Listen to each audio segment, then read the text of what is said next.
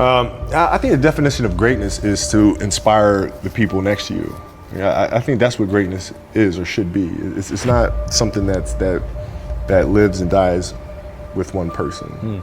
It's how can you inspire a person to then in turn inspire another person that then inspires another person. And that's how you create something that I think lasts forever. Yeah. And I think that's our challenge as people, is to figure out how our story can impact others and motivate them in a way to create their own greatness.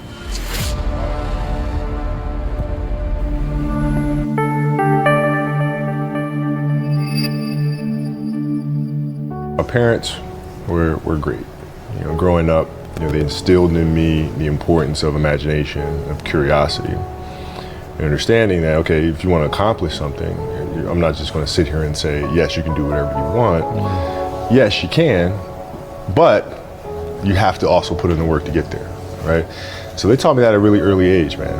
And when you grow up as a kid thinking that the world is your oyster, and all things are possible if you put in the work to do it, you grow up having that fundamental belief. My father was really influential at a really critical time where I had a summer where I played basketball when I was like 10 or 11 years old, in a very prominent summer league in Philadelphia called the Sunny Hill League. Where my father played, my uncle played, and they were like all-time greats and some stuff. And Wilt Chamberlain played in the league, you know, Earl of Pro Monroe played in the league. And here I come playing, and I don't score 1 point the entire summer. I remember crying about it, being upset about it, and my father just gave me a hug and said, listen, whether you score 0 or score 60, I'm gonna love you no matter what. Now that is the most important thing that you can say to a child. Because from there, I was like, okay, that gives me all the confidence in the world to fail. I have the security there. But to hell with that, I'm scoring 60. From there, I just went to work. And I stayed with it, and I kept practicing. I think that's when the idea of understanding a long-term view became important, because I wasn't going to catch these kids in a week. I wasn't going to catch them in a year, right? So that's when I sat down and said, okay, this is going to take some thought, right? What do I want to work on first? All right, shooting. All right, let's knock this out. Let's focus on this. Half a year, 6 months, do nothing but shoot. All right, after that, all right, creating your own shot. And you focus. So I started creating a menu of things, all right? And I tell this to my daughter and my daughter's team as well that I coach. It's a simple thing of math. If you want to be a great player, if you play every single day, 2-3 hours, every single day, over the course of a year, how much better are you getting? Most kids will play maybe, you know, an hour and a half, 2 days a week.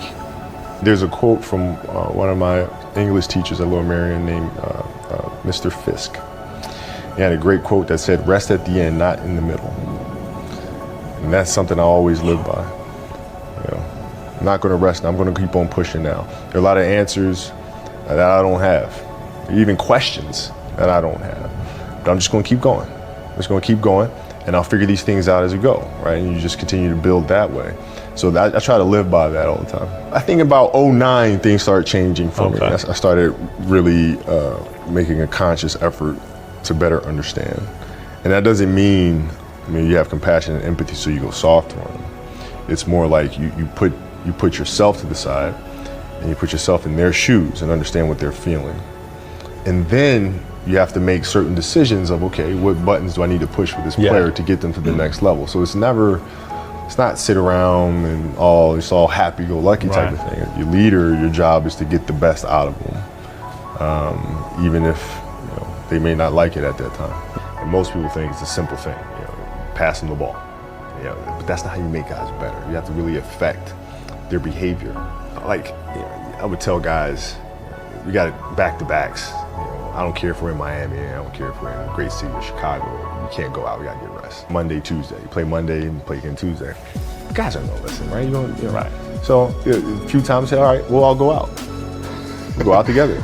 I'll drink with you, right? But the next morning, I'm banging on your door at 5 in the morning. Let's go. I hung out with you, now you come hang out with me. Wow. This is what we do, all right? Let's go. And we're at the gym, we're working out, right? We hit the bus, we go to practice, we play that night. Listen, if you're gonna do that, but don't let that compromise what we're here to do. This is why we're here. This is why you're here in the first place. Yeah. Right? What does losing feel like to you?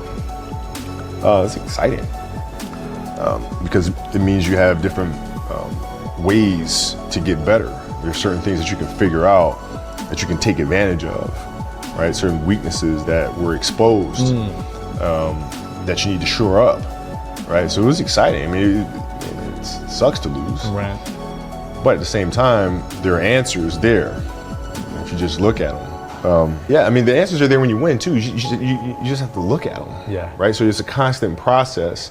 It's exciting when you win, it's exciting when you lose, because the process should be exactly the same, whether you win or you lose. As you go back and you look and you find things that you could have done better, you find things that you've done well that worked, you figure out how did they work, why did they work, how can you make them work again? Yeah. And but the hardest thing is to face that stuff. Katie Lou Samuelson is one of the best college basketball players in the country. She plays at UConn. She's going to be a senior. And she's from Huntington Beach out here by us. And so she comes down and she works with some of my girls on the team, and she helps coach. And, they just had a really tough season last year where they lost to Notre Dame in the final. And so I asked her, I said, have you watched the Notre Dame game? She was like, no. I said, well, why not? I said, I don't want to watch that. I said, I know you don't, but you're going to play Notre Dame this year, yeah? Yeah. What's the chances you see him again in the final? I said, well, you'll probably see him again. I said, well, you can't show up and play them without knowing why you lost that one, right? So, you know, the mistakes that you've made in that game, you have to do the hard stuff and watch that game and study that game to not make those mistakes over and over again just because you weren't brave enough to face it. So she came down to the office. I brought her down to the office and we sat down, we watched that game together. Wow. Right? And you gotta deal with it, face it, learn from it. And what brings you the most joy right now? Being with my family. Really? That is the most fun. It's just, you know, it's hanging out with them all summer, being able to like do things that I ordinarily couldn't do because of training, because of season and stuff like that. So being around them and watching Bianca grow up, because there are a lot of things that I miss with Natalia and Gianna because I was playing. And so being there every day with them is so much fun, man. So it brings me the most joy. Happiness is such a, I think I would describe love as happiness. I think I describe it as a beautiful journey. You know, it has its ups and downs, right? Whether it's in marriage or whether it's in the career, you know, things are never perfect. Yeah. But through love, you continue to persevere and you move through them. You move through them. And then through that storm, beautiful sun emerges. Yeah. Right? And inevitably another storm comes. And guess what? You ride that one out too. Yeah. So I think love is a certain determination and persistence to go through the good times and the bad times with the someone or something that you truly love. The final question is, what's your definition of greatness? I think the definition of greatness is to inspire the people next to you. I think that's what greatness is or should be. It's not something that lives and dies with one person. It's how can you inspire a person to then in turn inspire another person that then inspires another person. And that's how you create something that I think lasts forever. Yeah. And I think that's our challenge as people, is to figure out how our story can impact others and motivate them in a way to create their own greatness.